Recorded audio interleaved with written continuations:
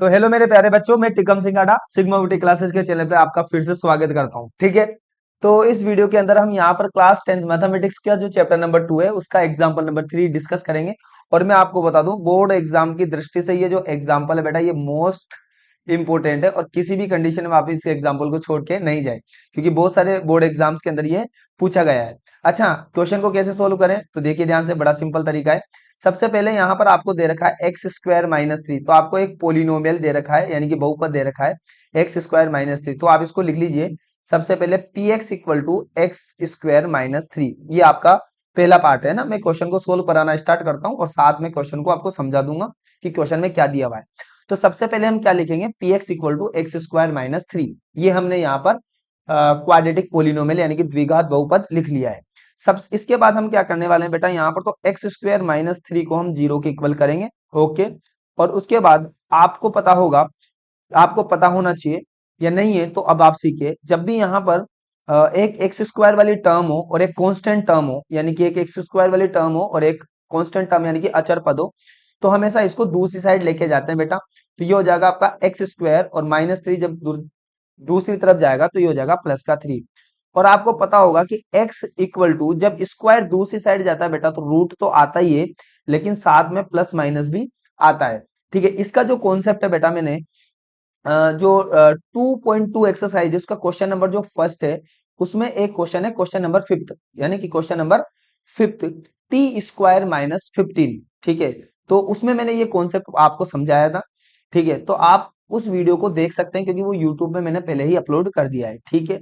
Okay. तो यानी कि अब यहां से अगर आप ध्यान से देखें तो x की दो वैल्यू निकल के आई है बेटा, आपके x इक्वल टू एक निकल के आई है आपके रूट में थ्री, और आपको पता है कि एक निकल के आएगी x इक्वल टू माइनस में रूट थ्री। बहुत बेहतरीन, बहुत ही मस्त।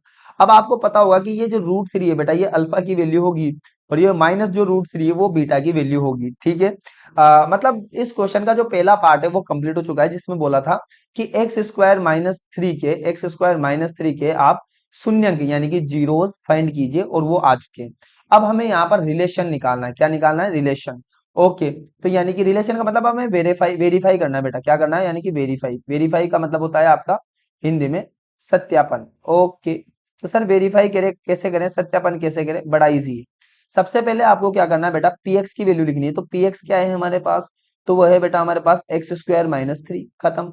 अच्छा, पहले इसको अच्छे से लिख लीजिए। तो px इक्वल टू, देखो पहले एक्स स्क्वायर, अब आपके पास देखो यहाँ पर x की टर्म नहीं है, x का पद नहीं है, तो उसको आप जीरो लगा के लिख सकते हैं, जीरो इंटू एक्स, क्योंकि जीरो इंटू एक्स जीरो ही होता है। तो मैं अपने मन से ऐसे लिख सकता हूँ, एंड माइनस थ्री। अब इसका कंपेरिजन यानी कि इसकी तुलना हम कर लेंगे, P X equal to A X square और plus B X plus C. यहां से बेटा हम, आपको पता होगा ए बी और सी की वैल्यू हम निकालने वाले हैं, तो यानी कि ए की वैल्यू सर क्या होगी? तो यहाँ देखिए, एक्स स्क्वायर से कौन इंटू है बेटा? वन। तो इसका मतलब ए की वैल्यू आपकी हो जाएगी वन, एंड बी की वैल्यू आप देख सकते हैं यहाँ पर जीरो, बी की वैल्यू जीरो, और सी की वैल्यू आप देखें तो यानी कि ये हो जाएगी आपके माइनस थ्री। मामला खत्म।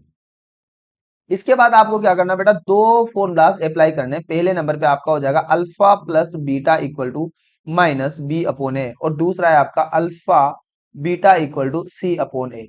अब हमें वैल्यू पुट करनी है। तो देखिए अल्फा की वैल्यू क्या है आपके पास, तो ये है बेटा आपका रूट थ्री, और बीटा की वैल्यू क्या है बेटा, तो ये देख सकते हैं आप, यानी कि minus root three. And minus B की जगह क्या पुट करेंगे, तो बेटा ये हो जाएगा आपका जीरो, और अपॉन में ए की जगह आप लिख देंगे यानी कि वन। ऐसे ही यहाँ पर अल्फा की वैल्यू अगर आप देखें तो बेटा ये हो जाएगी आपके रूट थ्री, और बीटा की वैल्यू बेटा आपकी हो जाएगी माइनस का रूट थ्री इक्वल टू सी की वैल्यू आप देख सकते हैं, ये हो जाएगी आपकी माइनस थ्री, और ए की वैल्यू आप ये यानी कि यहाँ से देखें तो यानी कि ये हो जाएगी आपके यहाँ पर वन। ओके। अब क्या करना है, तो देखो सोल्व करते हैं इसको। तो root three minus root three बेटा जीरो, और जीरो में वन का डिवाइड करेंगे तो जीरो, तो जीरो इक्वल टू जीरो। बहुत बढ़िया, बेहतरीन। अच्छा, रूट थ्री कितना होगा बेटा? थ्री, और विद माइनस, माइनस ये रहा। अच्छा, माइनस थ्री में वन का डिवाइड करेंगे तो बेटा आएगा आंसर माइनस थ्री, और minus three equal to minus three आपके आ चुका है। इससे साबित होता है कि ये क्वेश्चन एकदम करेक्ट है, और ये क्वेश्चन वेरी वेरी इंपॉर्टेंट है। ठीक है। मैंने पूरी कोशिश की है बच्चों कि मैं इस एग्जाम्पल को बहुत ही इजी वे के अंदर आपके सामने रिप्रेजेंट करूं, और मैंने ये किया भी है। ठीक है। और यदि अब आपको ये जो सॉल्यूशन है वो पसंद आया हो और आपको अपने लिए बेनिफिशियल लगा हो, तो प्लीज क्लास 10th के जितने भी बच्चे हैं जितने भी अपने दोस्त हैं उन तक इस वीडियो को शेयर करें और प्लीज लाइक करें, कमेंट करें। किसी भी प्रकार का कोई डाउट हो तो कमेंट सेक्शन में जरूर छोड़ें। नेक्स्ट वीडियो में मैं उसका आपको आंसर दूंगा, ठीक है। आपका कीमती समय निकाल के वीडियो को देखने के लिए बहुत बहुत धन्यवाद। अब हम मिलते हैं नेक्स्ट वीडियो में।